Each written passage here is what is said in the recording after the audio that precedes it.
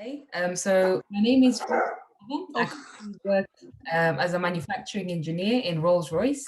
I'm also the founder of Edu-Cater Global. So Edu-Cater Global is a non-profit enterprise, social enterprise that we set up last year that aims to bridge a gap between STEM education and industry. We set up this whole webinar called the life cycle of a STEM role model, especially during COVID times because everything has gone online. We're able to explore the different areas of a life cycle. So we've gone through selecting your GCSEs, CVs, and this is our last to final webinar, which will be talking about pensions. So I know some people maybe are not at that age for talking about pensions and retirement. You might still be, let's say, in school or college or sixth form or work, early careers. But it's worth knowing because the earlier you get involved, the better. So I'll pass over to Philippa, who will be my co-host for this session, and then Paul Broadhead will be our guest speaker. Okay, good evening, everyone. My name is Philippa Kugonza. I am a final year mechanical engineering student at Coventry University. I did my placement year with Rolls-Royce in the Civil Aviation Department. For this session, as Frida already mentioned, I'll be one of the co-hosts and we're going to be discussing pensions and retirement. I'm going to let the guest speaker, Paul, introduce himself, tell us what he does, a fun fact about himself, just so the audience can get to know him a little better. But before that, I should mention the session is being recorded. So by being here, you permit us to record this. This is just for our YouTube channel. At the end of the session, after the Q&A with Paul, there will be an opportunity for the audience to ask questions. So if you have any questions, make a note of them or put them in the chat, and you'll have time at the end to interact with the guest speaker. Okay, so over to you, Paul. Tell us about yourself, a fun fact. Okay, good evening. I guess I'd start with saying that I'm born in Yorkshire, made in Sheffield. I grew up in Sheffield. My dad worked in the steelworks. My mum was a school cleaner. Lived on a council estate in the middle of Sheffield. We had no central heating, no telephone, no car, but I had a safe and happy upbringing. I left school at 16, started as an apprentice in the steel foundry. I worked hard, I had a bit of luck, and I was sponsored to take a degree in mechanical engineering. And then, wow, I was accepted onto the graduate program at one of the most iconic brands in the world, Rolls-Royce, based in Derby. So fast forward 34 years, I've had multiple careers with Rolls-Royce, from advanced manufacturing, project management, supply chain management, building a new facility in Singapore, where I lived for 3 years. And then my last role, and the one that introduced me to Frida, was leading Rolls-Royce's efforts on inspiring the next generation of young people, 6 years of age through to 19, into STEM. So that's me from a background point of view. I'm 57, a young 57, and I retired in May this year from Rolls-Royce.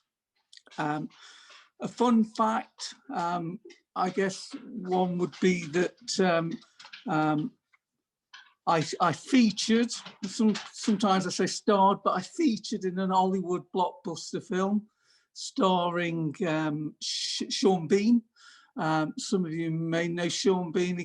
He was in Sharp's Rifles. More recently, he was one of the baddies in James Bond.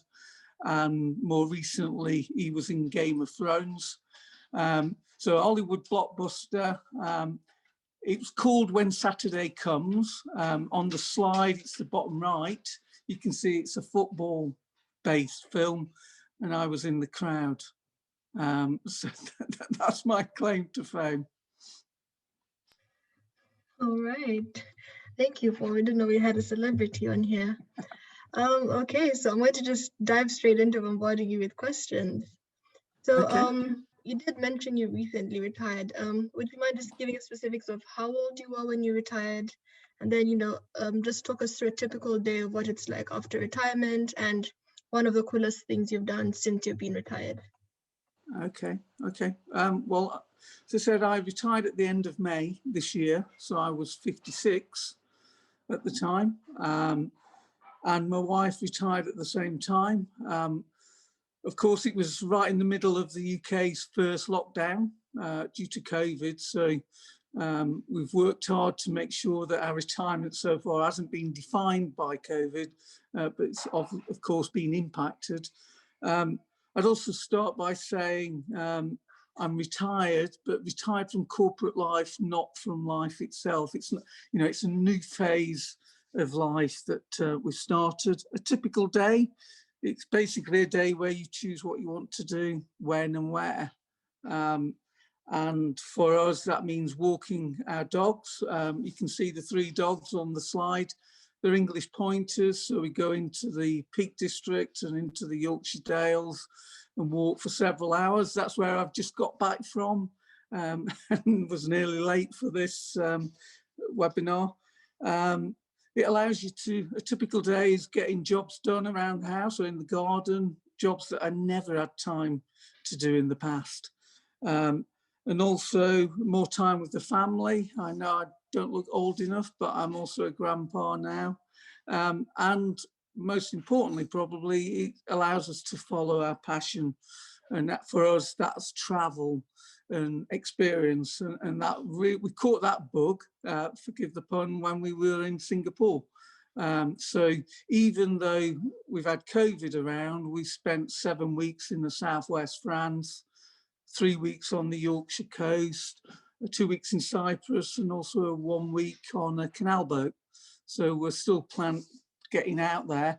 And of course, now everything is done remotely. I've still been able to do quite a lot of work for the 3 charities I'm a board trustee for. 2 of them are about young people and equipping them for the world of work, and 1 is about providing funding to grassroots charities. So plenty done. In terms of coolest thing, I guess on the charity side, it's moving from face to virtual workshops very quickly.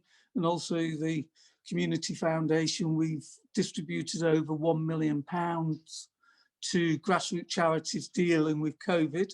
So that's like food banks and grassroots that provide shelter for homeless or people suffering domestic abuse, for example. And on the personal side, and you can see that in the top left of the pictures, I look at it, I bought a new car, which is a convertible that we'll be using and driving around France, hopefully next year. Amazing. I guess with this weather, you haven't managed to use it. Well, use it with the top down. I mean, we did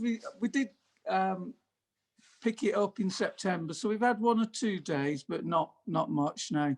Something to look forward to. Exactly. All right. Thank you so much, Paul. So we'll move on to the next question. So when do you think it's appropriate to retire? Do you use the age or your net worth as a determinant? I actually Googled age versus net worth to make sure I understood it correctly. And actually, it's about right in terms of understanding what you have to live on and fund your lifestyle for the rest of your life, which is what you're thinking about with retirement. But it's also about what feels right. And in terms of when and where you'll retire. And, some people might never want to retire, and that's fine. And then there are others who want to retire but can't afford to. So with a bit of planning and a bit of luck, you can find a way of being able to retire when you want, to be in control. And for us, it began 10 years ago. When I was living and working in Singapore, I turned 47 years of age. And 47 is the age that my dad unfortunately passed away. He had a sudden heart attack and died at 47. So when I got to 47, that was a really important milestone that made you think about how you want the future to look. And we decided there and then that we would aim or set a goal to retire in my 57th year, which is this year. So in terms of how you then get there, you know, when you think about net worth and having enough to retire, you've just got to go back to basics. You've got to write down how you spend your money.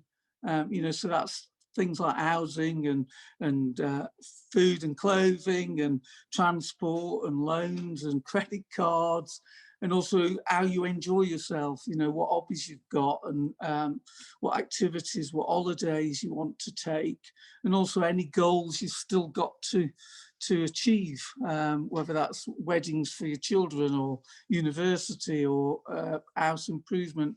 You throw all that in, and that's how much your outgoings. You then try and work out what you think retirement will look like and how much of those outgoings you're going to need to fund. And then the big question is, how are you going to fund it? And hopefully we'll talk about that in a little while. Thanks, Paul. It's been really insightful.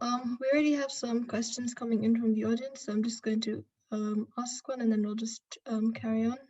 Okay. Oh, sorry, I just seem to have lost it. Frida, can you see the question? Sorry. So we've got a question from Grace, which says, what elements did you consider / plan before deciding to retire?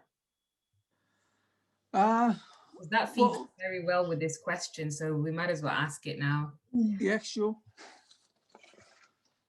I think it was, for me, it was that idea that you just don't know what's around the corner. You know, through my personal experience of losing my father at 47, you decide, you know, I love my job. I loved working for Rolls-Royce and love working with people like Frida, but you have to say, well, what do I want towards the end of my career? And for us, it was the freedom to do what we want, to not be driven by a workplace, and to be able to go and have the freedom to travel and just enjoy life. So for me, the element was, how old am I? What risks there might be of not living forever, and none of us live forever, do we? So you start to think about your own mortality and wanting to finish as early as I practically could, which turned out to be this year. All right, thanks, Paul. So that will hopefully, that question has been answered, Grace. If you have a follow-up, just feel free to put it in the chat. So moving on to the next question. And I'd ask that you make this probably as basic as you can, especially for the younger people on the call. But would you mind explaining how pensions actually work? Because this is a word we hear quite a bit that's thrown around there quite often. But then do you mind just giving us a breakdown of what pensions actually means and how it works? Yeah, I'll do my best. Well, but first of all, in the UK, there's probably 3 forms of pension. There's a state pension, and so that is built up when you pay national insurance, which you do when you're working, and that's, I think the maximum now is just over £175 a week, but you can't take that until you're 66. And in the UK, they keep moving the age back, so you might never get there. But so that's a state pension. It's okay, but it's not enough, is it, to go out and enjoy yourself and travel, etc. So there's then personal pension, private pension, and then probably the pension that will have the most significant impact on your retirement will be a workplace pension or company pension. And you know, basically those pensions, they are a tax efficient way of saving for your future. So you get tax relief when you invest into a pension. So you pay a percentage of your salary, and with a workplace pension, the company pays a percentage into your pension too. So you're both saving towards your future. And when you stop work, provided you are 55 or over, you can take your pension and live off that pension. But the earlier you take it, the less the pension is. So that was one of the considerations I had to give. If I was retiring at 56, my pension was less than if I would wait till I was 60 or 65. There's two types of pension, two types of workplace pension: defined benefit, which is the one that I had. It's often seen as the better pension, but less and less companies have that pension now. So defined benefit states how much you will get at pension age, or when you take your pension, and it won't reduce. So it's a defined pension. So whatever happens in the world, even if we have a pandemic and finances go drop and inflation is low, my pension is unchanged. Whereas a defined contribution, that's all about you contributing to a pot, and how much you get is how much your money grows. And if the world is going mad and it's unstable, your money might not grow as much as you would hope. So that's two different pensions. There's also, whichever pension you get, well, I should add, try and illustrate again. So in 2019, I was in a defined benefit pension with Rolls-Royce. I was paying 6% of my salary, and Rolls-Royce were paying 21% of my salary. That's great. If you're in a defined contribution, I was paying 5% and Rolls-Royce was paying 10%, which is just illustrating that the defined benefit is a significantly better pension in most cases. Whichever pension you take, you can top up your pension using advanced contribution. So you can put additional monies into your pension to build it up so that you've got a little more when you retire. Not a pension, but the other schemes that I would advocate are things like company share purchase schemes, in terms of ways of getting into the habit of regularly saving. And yes, along the way, you use your share saves for, I don't know, buying holiday or an extension or a car. But when you retire, you'll find you've still got one of those little pots. And again, that helps in terms of your retirement pot and adds to your pension. All right, thanks, Paul. Just a follow-up question to that from the audience is: do you have to pay tax on your workplace pension as it's paid to you? As it's paid to you, yes. So there are tax implications. So the way you take your money, you will need to keep an eye on what the tax thresholds are, which is why when at the point that you're going to take the pension, you need financial advice, professional financial advice. And in fact, I was not allowed to take my pension until I had professional financial advice. So yes, tax is taken. So you get tax relief putting in, but depending on how much you take in your pension, you will be subject to tax. All right. Thank you so much, Paul, for that. I hope everyone understands, but if not, feel free to add more comments on the chat. So we'll move forward. So how did you learn about pensions and the different investments available? If possible, state the age you learned about pensions and or began to be interested about it. Was it later on in your career or early on as soon as you joined, for example, Rolls-Royce? And also, do you think secondary schools should teach this to students, or even sixth form? So should younger people be more aware of their pensions? Because they always think, oh, well, I'm not 50 yet, I'm not 60 yet. Yeah, well, I can remember joining in my early 20s and thinking, you know, pension or retirement. I didn't think about pension, but retirement was many lifetimes away. And here I am. As you can imagine, having worked with so many people over the years, but can I remember many of their names now? I'm rubbish on names, but there is one name that sticks in my mind, and that's Ray Murphin. And Ray Murphin was a production engineer who I worked with in the engine assembly workshop on B-site in Rolls-Royce in the late 1980s. So I was in my mid-20s working with Ray. He was coming up to retirement, and it was Ray who encouraged me to start making advanced voluntary contributions, to start doing that top up.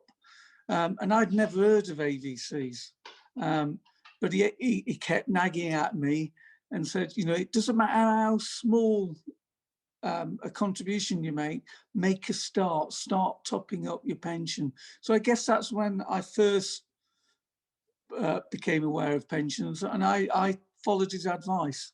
And it's amazing how much even a small amount grows over 30 years. Because I was in a company with a defined benefit scheme, I then stopped thinking about pensions after that really helpful nudge from Ray, until 10 years ago, as I mentioned, in Singapore. In October, when I turned 47, we started thinking about pensions again, and starting to understand a little more about what you can and can't do. And also at that time, we took out a small personal pension, because again, remember, it's tax efficient. So the taxman helps you contribute to that pension. And as said before, it all adds up. You know, if you have these little pots, and they can all come together and be helpful when you get to the time you want to retire. So 10 years ago, I was 47, and that's probably when I did more detailed thinking. And we started to think more broadly about what retirement might look like. And so we invested in a small property on the coast in Yorkshire, on the northeast coast, in a place called Staves. And the idea was that we would sell our family home in Derby, we'd move to Staves, we'd be able to use the capital to clear the mortgages, and a small amount of that capital would still be there to put into the retirement pot. So we're starting to think about other ways in which you could generate an income at retirement. And now our family home is up for sale. So if anybody's looking to move to Derby, drop me a line. Your question about secondary schools, I think, to be honest, I think that might be a little too early. I mean, I've got a 17-year-old and he doesn't want to know about pensions. There's so much they need to know about as they're coming up to, leaving school. I think it's a little too early, and you can't do anything about it when you're still at school. But I do think early 20s, it should be part of your graduate program or apprenticeship program to know more about and be encouraged to save for your future, i.e. have a pension. Perhaps in maths in secondary school, you could do a little about understanding how pensions work through mathematics. But other than that, I would say early 20s. Okay, thank you so much, Paul. We'll move over to Philippa. Thank you, Paul. You may have touched on this a little bit already, but then we'll still just ask it so you can go into it a bit deeper. Okay. What decisions did you make pre-retirement in terms of investments and planning? Did you choose to move your pension or to keep it in the same company? Okay, that's a good question. Well, I've already talked about the 10-year plan and AVCs and private pension and take advantage of company share save schemes, etc. And property comes into your retirement pot as well. But as you're getting closer to retirement, it all gets a bit more serious and it feels real, and it's no longer years and years away. So you have to come back to, how do you want to spend your retirement? What is it you want to do? And we wanted to continue living and enjoying ourselves. We weren't thinking about keeping a nest egg to give to our children once we'd left this earth. We wanted to spend and enjoy. And also, you just don't know what's around the corner. And also that feeling that when I get into my 70s, I might be so doddery I couldn't spend the pension anyway. So we wanted to be able to release the pension earlier. We took a professional financial advice, because I'm not a financial advisor, so mine's just what happened to me. But take financial advice, and we did, to try and work out what the best approach was with the workplace pension. And now there are two basic approaches. Either you take all of it out as a lump sum, put it into effectively a pension fund, and you can draw down, you can take more of your pension sooner, which is great, but you've got to watch the fact that it's finite. Once you've taken all your pension, it's gone. You know, so if you splash it all on some mega yacht, that's it, there's no more pension. Whereas if you leave it with the company, it's an annuity, and that will pay a fixed amount every month for the rest of your life. But because it's a fixed amount and it's for the rest of your life, you're getting smaller amounts, because the pension assumes you're going to live for a long, long, long time. And that might not be the case. So what we ended up, because we wanted to spend more earlier, we've got an hybrid or a mix of both. So what we decided was 2/3 of my pension has gone into that. It's been taken out and gone into a pot or a fund that we can draw down as and when we want until it's gone. And the idea is that will be over 10, 15 years. And then 1/3 of my pension is still with Rolls-Royce. And that's a fixed amount that I will take every month. The other bit you have to think about with the transfer, so the 2/3 that I've taken out, is what risk profile you want, because you could put it into a fund that tries to make as much money as possible. But of course, if you're trying to make as much money out of your fund as possible, it might make a big loss as well. And noting that once that's gone, it's gone. There's nowhere else to go. We went for a low risk profile, so that it might make small gains, but equally it's at risk of small losses. So that fits our own risk profile. The other key decision we made pre-retirement, we couldn't afford to pay our mortgages off without compromising the way we were living. But what we did do is clear all of our debt. So credit cards and all that debt. And that was a really important decision to take, because it means you've got a clean slate as you go forward. That's great. Thank you so much, Paul. I was just going to say, so the risk profile, you said you picked the low one after retirement, but when you're investing in your pensions, you get, obviously, like, for example, Rolls-Royces with Aviva, you get to see the high, medium or low risk, and you select which risks you want. So can you remember what risk you were before retirement? Were you slightly higher than low? Yeah, I think we were mid-risk, medium risk type approach. For some, you would say it was high risk, taking a big part of the pot out of the pension, because we've taken it out and we've put it into an investment. If that investment went kaput somehow, then we would be left with just a third pension. So at that level, you could say high risk.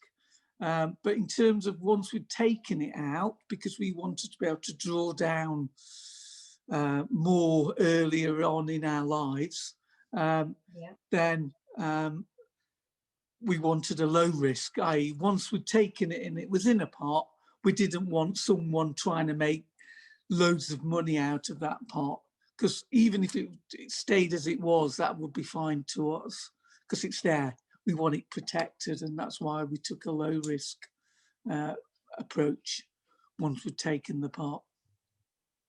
Okay, Thanks. thank you for that. Just another follow-up question from the audience. If you keep your pension with the company, can you leave any of this in your will for your family to inherit, or is this only possible if you withdraw it all into your own pension fund? Good question. I'd generally, if you leave it in a company pension, so that it will go to your next of kin, the pension, it might be reduced. It's down to the discretion of the pension fund. But if you take mine with Rolls-Royce, then if I passed away, my wife would get a smaller level of pension. But once my wife passes away, there's nothing to go to your children. Whereas taking the lump sum, that is often why people take a lump sum out of the pension. If I died and my wife died, it would, if there was any left, it would go to our children. Our aim is to make sure there's none left. And I'm not being horrible there, it's just so that we're enjoying our life because we get one life. I want them to see this video. Yeah, don't show. I won't be too happy about that. Yeah. Okay, thank you for that. I was even shocked to find out that, you know, if your next of kin dies, that's it, the pension stays with the company. So always check your terms and conditions for your pensions, because you just never know. And you absolutely. stay within the family. You've worked really, really hard for that money for, let's say, 40 years, and then suddenly the company's just taking the money. That's it. Yeah. So the next question is, how are you planning to make your money last? So we've talked about you taking it out. Do you ever have fears that you'll finish? Have you invested in different businesses, different projects? Do you have other revenue streams? So do you have, for example, property, or do you see yourself going back to part-time working to earn more money? What's next? Yeah, well, in a way, as I've said, we're not planning for it all to last forever, because we are, you know, that 2/3 lump sum, that will in theory last 10, 15 years.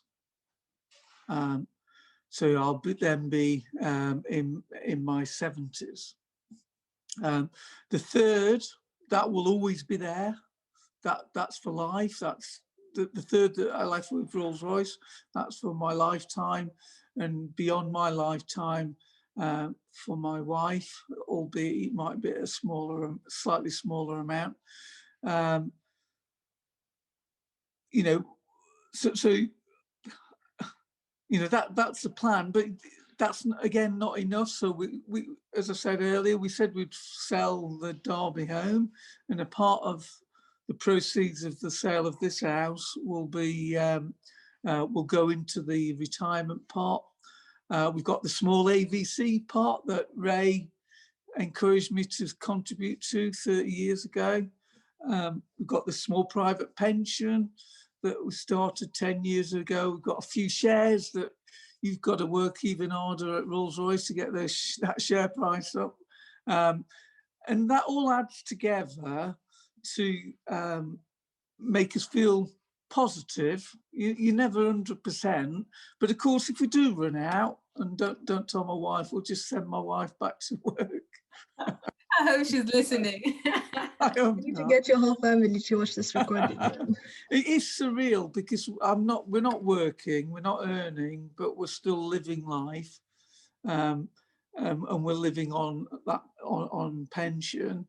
And we do like a budget review each month just to check on what we're spending versus budget, to say, does it feel okay? And so far so good. It's only 6 months in, but yeah, I think we're fine at the moment. Don't buy another car. No, absolutely not. Over to you, Philippa. Thanks, Paul. Okay, so going on to our last question. What practical advice would you give a student or professional when it comes to pensions and retirement? So you've given us loads of tips already, but then as a main takeaway from this, what advice would you give? Yeah, I think a few snippets. One is taking interest in your pension early. So when you're talking to a prospective employer, do ask about the company pension, ask what type it is, and ask how much you can contribute and how much they will be contributing to that pension, because they do vary significantly. So I guess I'm saying view pension as a key part of the reward package.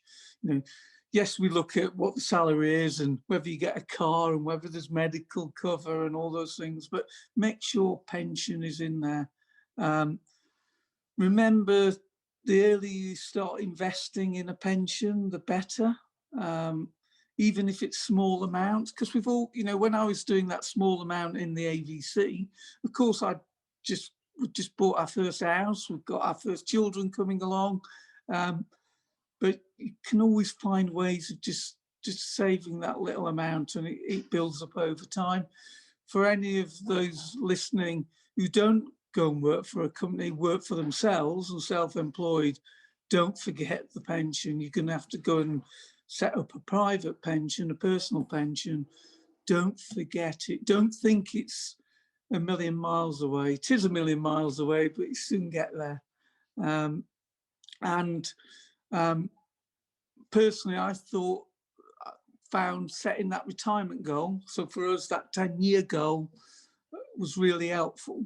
Doesn't mean you do everything towards a pension, you don't compromise everything to get there, but it's just a general direction that you'll move into, and you'll find that some of the decisions you start to take around finances and property, etc., you'll have one eye on that goal of retirement.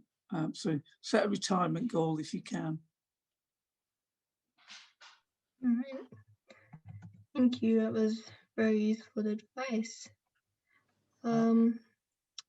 Just to open the floor to audience now, we are accepting questions now. If you have any questions you'd like to ask Paul, or anything that you need more clarification on that has been spoken about already, just feel free to put it in the chat or unmute yourself if you're okay to speak.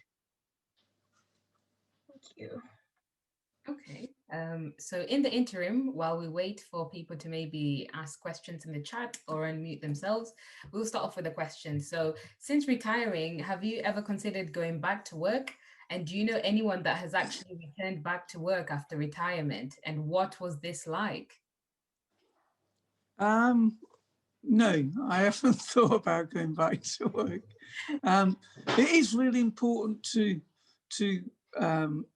keep your brain going though, and you know, I do quite a lot for the work around the 3 charities I talked about, and sit on the board of a school as well.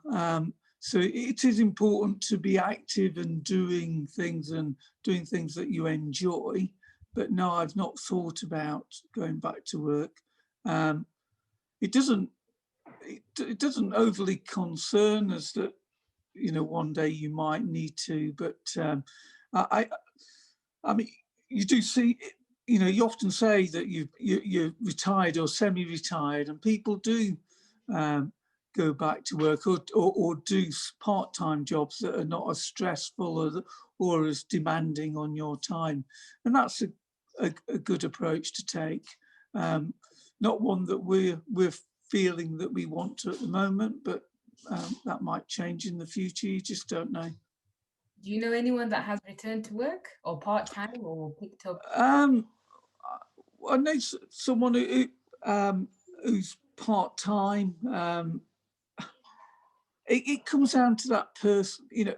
If I think the fact that both of us have retired makes it easier to retire, because it's not like one's retired and is then waiting for the other to not be working or come home from work, etc. I think where it works in terms of part-time is when perhaps your partner, your spouse is still working, and therefore you're still keeping your hand in and staying occupied that way. But because we're both retired, I think that's another positive for us, because it means we get to do lots of things together. It's not like we're waiting on the other one. All right. Yeah, that does make sense. If you have a question in from Tanya, if you could have done anything differently with regards to your pension and investments, what would it be? Oh, I guess if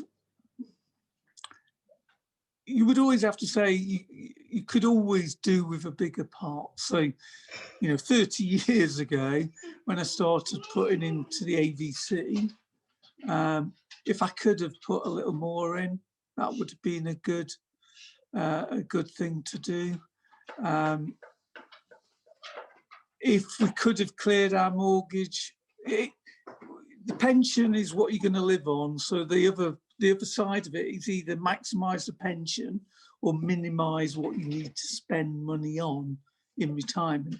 And of course, mortgages, you're spending money on to pay for the fabric the building that you're living in. So if we'd have been able to pay more of the mortgage off, or tried harder to pay more of the mortgage off, that would have been a good move as well. Okay.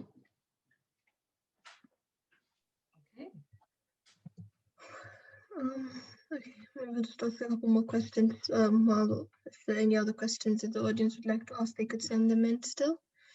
In the instance that someone, sorry, this is to you. In the instance that someone has retired for a while, but then realizes they're beginning to struggle financially, what recommendations would you give to multiply their money or generate more streams of income? Okay. Well, I think, as we said before, going into part-time work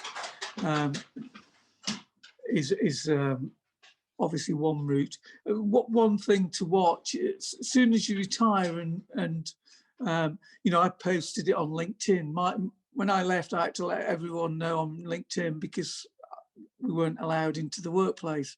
And of course, the point that people knew I was retired, I received loads of emails from people I didn't know with great ideas to make money. And I guess the one lesson there is, if it sounds too good to be true, then it's going to be too good to be true. So don't be taken in by easy money schemes and what often become scams. So if in 5-10 years time we thought we were struggling, then you might look again at where you live and whether you downsize to release some equity, or go and see if I can get a part-time job. There's lots of part-time jobs for older people, if I can say that, because you've got a wealth of life experience, you're very reliable, and those extra few hours might just make the difference. Yeah, thank you so much, Paul. I don't believe we have any other questions from the audience. I think maybe we can wrap up a bit earlier. So if no one else has questions from the audience, we'll maybe summarize, Philippa. Yeah, that's perfectly fine. Thank you so much, Paul, for your responses and for taking the time to do this. We really do appreciate it. Thank you to everyone who's attended this session. Hopefully you found it useful and had a lot to take away. If not, please, if you have any further questions, just feel free to email Edu-Cater Global. This was our second last webinar. So next Monday is our final webinar. That's Monday, the 7th of December. So it would be same time, and it will be a panel discussion with 3 different professionals at different stages of their career, sort of wrapping up the complete life cycle of a role model in STEM. So it will be a really nice summary of everything that all the other webinars that we've had throughout this series. So if you missed any, you want to catch up on something, have any last minute questions, I really do urge you to come to next Monday's session because it will definitely be worth it. Sign up to that on our website, or if you have any further questions, just email us or put the email address in the chat as well. But other than that, thank you so much for coming to this, and thank you again, Paul. Do you have anything else to add, Frida, before we close? No, I think that's it. So I've just put the email in the chat.